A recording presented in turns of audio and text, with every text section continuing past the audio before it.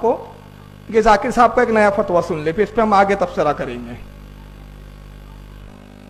مزار پہ جانا صحیح ہے کہ غلط ہے؟ بھائی صاحب نے بہت اچھا سوال پوچھا۔ دیکھو اس کا جہالت دیکھو، سوال ہے مزار پہ جانا جائز ہے کیا غلط ہے، تو جواب دینا چاہیے جائز ہے یا ناجائز ہے، جو بھی اس کا نظریہ، جواب بھلتا ہی ہے۔ اسی لیے میں کہتا ہوں کہ اسلام کو جاننے کے لیے مسلمان کو مت دیکھو، قرآن اور حدیث کو دیکھو۔ قرآن میں کہیں بھی نہیں لکھا ہوا ہے کہ مزار بناؤ۔ قرآن میں کہیں بھی نہیں لکھا ہے مزار بناؤ، کیا کرو پھر؟ لاش کو لٹکا دو۔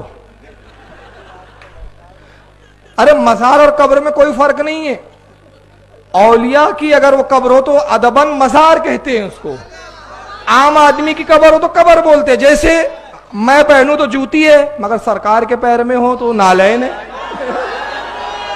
وہ صرف ادب ہے نا بھائی، ہم اوڑھ لوں تو چادر ہے، ہمارے علماء اوڑھ لوں تو چادر شریف ہے، ادباً بات بولی جاتی ہے۔ ہم بولے دانت ہے، میرے دانت ہے، رسول کے ہو تو دندان ہے، میں تھوکوں تو تھوک ہے، نبی پاک عطا کر دے تو لعاب ہے، تو ادباً جملے ہیں۔ تو اب بزرگ کی قبر کو ہم مزار بولتے ہیں عام بندے، لیکن مطلب کئی حدیث میں نہیں آیا مزار بنا تو کہ ہوا میں لٹکاؤ۔ کتنا بڑا جاہل ہے یار، یہ میرے سمجھ میں نہیں آتا کیسے اس کو اتنا بڑا اسکالر سمجھتے ہیں لوگ۔ کہ مزار بناؤ، یہاں تک کہ اللہ کے رسول محمد صلی اللہ علیہ وسلم نے کہا کہ کوئی بھی قبر پکی نہیں ہونا چاہیے، اگر پکی ہے تو اس کو زمین سے نشر کرنا چاہیے۔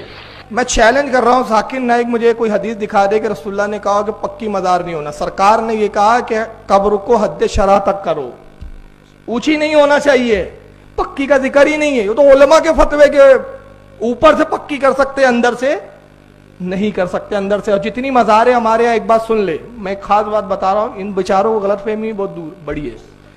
آپ اجمیر شریف جائیں، چاہے خواجہ بختیار کاکی رحمۃ اللہ علیہ کی مزار پہ جائیں یا ناگپور سرکار تاج الاولیاء کی مزار پر آ جائیں، اور بامبے کا تو خیر آپ زیادہ بہتر جانتے ہیں، لیکن یہ تین مزاروں کے بارے میں کنفرم جانتا ہوں، اچھی طریقے سے جانتا ہوں، یہاں کے خداموں سے میرے تعلق ہے، ان سے باضابطہ بات ہوئی۔ تو جتنی مزاریں ہمارے بزرگان دین کی، یہ اندر سے کچی ہوتی ہے، اوپر سے لکڑے کا وہ تابوت ہوتا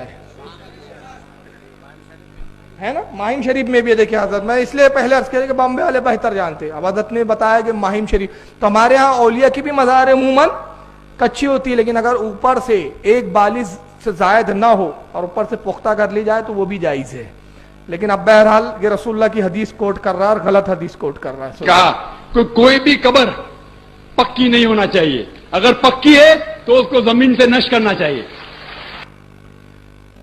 مزار پہ جانا اگر پکی ہے تو زمین سے اس کو نشٹ کہاں سے کرنا چاہیے؟ زمین سے، یعنی زمین سے لیول میں۔ اسی حدیث کو نہ سمجھنے کی بنا پر ان بیوقوفوں نے کیا کیا کہ جنت البقیع کو بٹھا دیا، جنت المالا کو بٹھایا۔ مگر آئیے حدیث رسول ہمیں رہنمائی کرتی ہے کہ قبر کتنی ہونا چاہیے۔ آئیے بخاری شریف دیکھیے اس تعلق سے۔ اب بخاری کے بعد تو گنجائش ہی ختم ہے۔